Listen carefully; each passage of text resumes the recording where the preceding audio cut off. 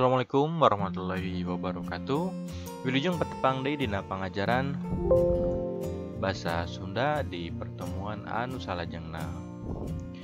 Ayeuna masih ngebahas tentang memahami dan menggunakan jenis kata.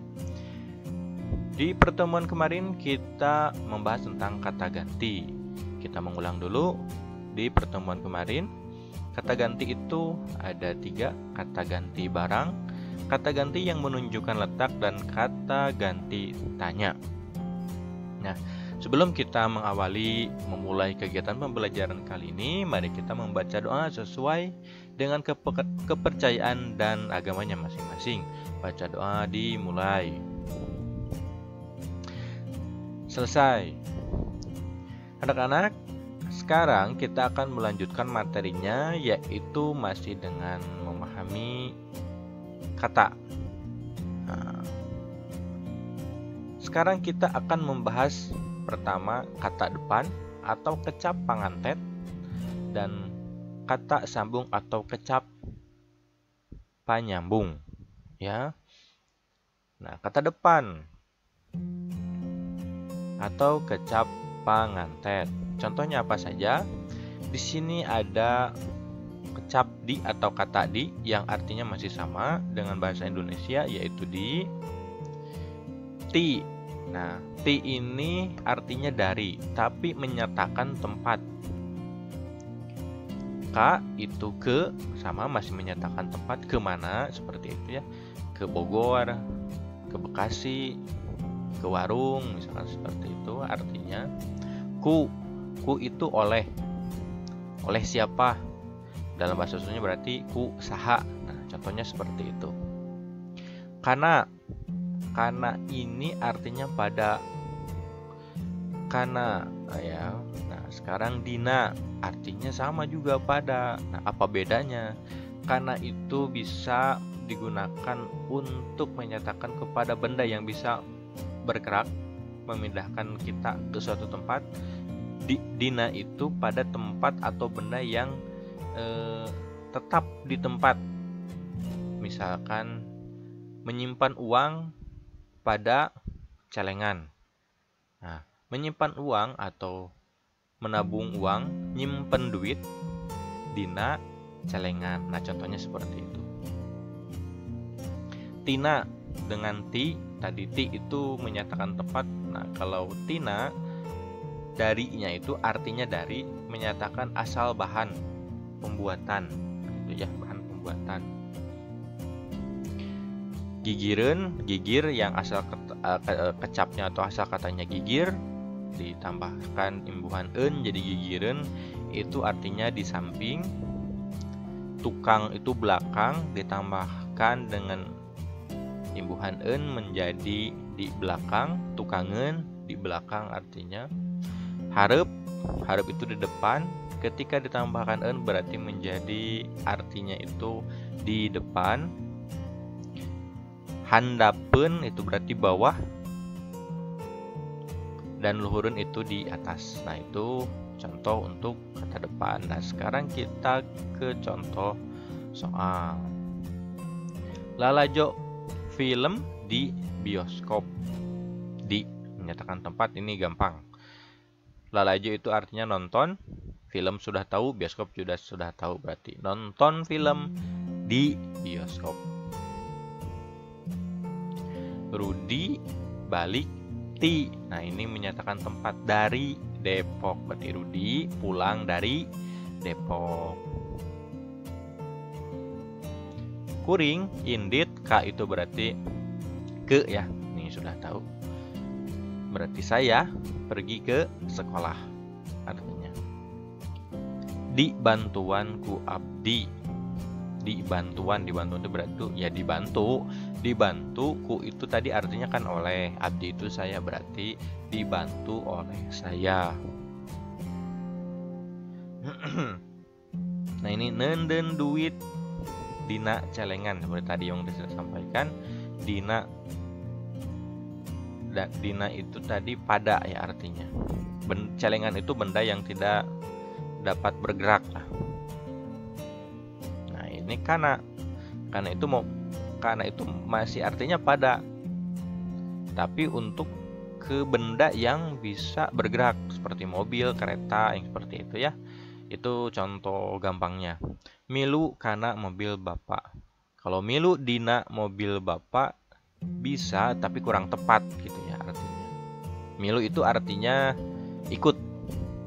Karena pada ya mobil ya tahu lah ya. Ikut pada mobil bapak seperti itu.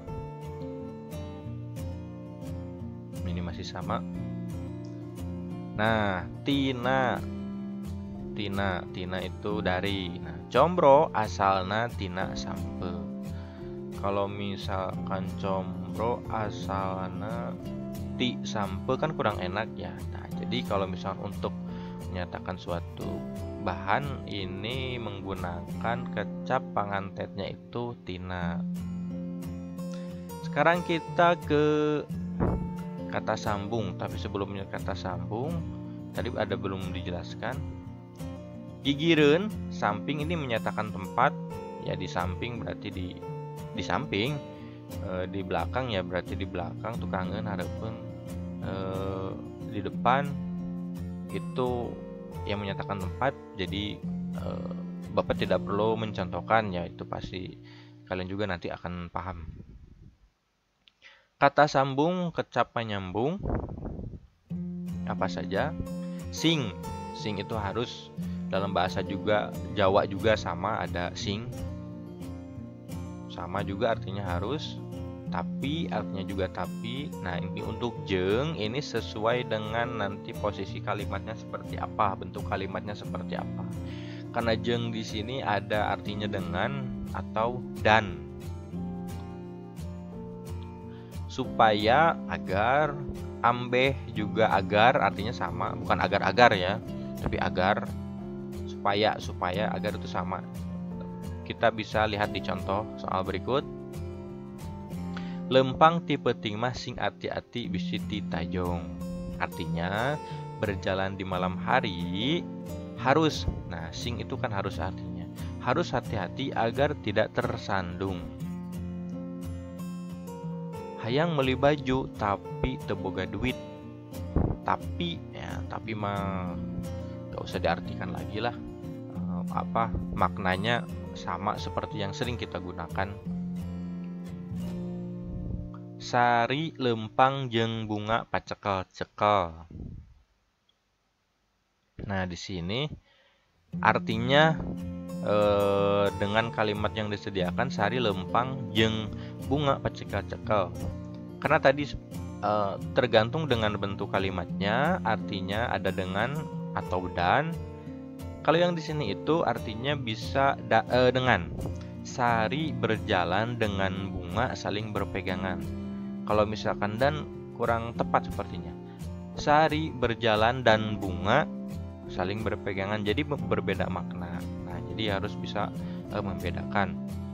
Kalau misalkan di sini tidak ada kecap lempang, sari jeung bunga pacekel-cekel. Nah, ini bisa menggunakan dan. Sari dan bunga saling berpegangan. Nah, itu bedanya bisa ya. Imah teh dicet supaya katempona alus. Rumah dicet agar terlihat bagus, atau menggunakan kecapnya ambeh misalkan ya. Imah teh dicet ambeh katempona alus. Maknanya sama, artinya sama dengan supaya. Supaya dalam bahasa Sunda aya atau ada, ambeh memang yang sering digunakan dalam bahasa Sunda. Jadi ini boleh keduanya. Imah teh dicet ambeh katempona alus. Artinya juga sama, agar atau supaya ya. Rumah dicet agar terlihat bagus. Nah, sekarang kita mencoba untuk latihan soal. Di sini sudah disediakan ada beberapa soal, tepatnya 10 pertanyaan. Di sini juga sudah diterjemahkan dalam bahasa Indonesia. Seperti biasa, kita harus mengerjakan terlebih dahulu atau menerjemahkan terlebih dahulu dari pilihan jawaban. K artinya apa, dina artinya apa, dan selanjutnya ambeh artinya apa, agar memudahkan kita mengerjakan pertanyaan berikut ini. Nah, silakan di pause dulu untuk menulis pertanyaan ini. Bapak akan menjelaskan satu persatu dari setiap pertanyaan ini. Basa balik titik-titik Cirebon Bapak mawa oleh-oleh hurang.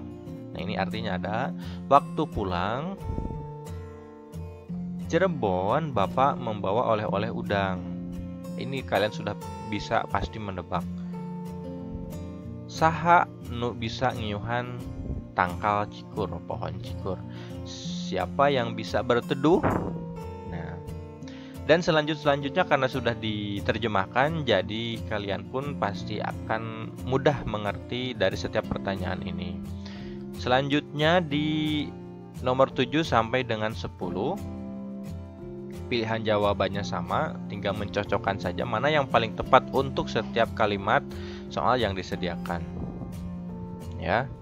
Silakan di-pause terlebih dahulu untuk pertanyaan ini dan ditulis di buku tulis kalian.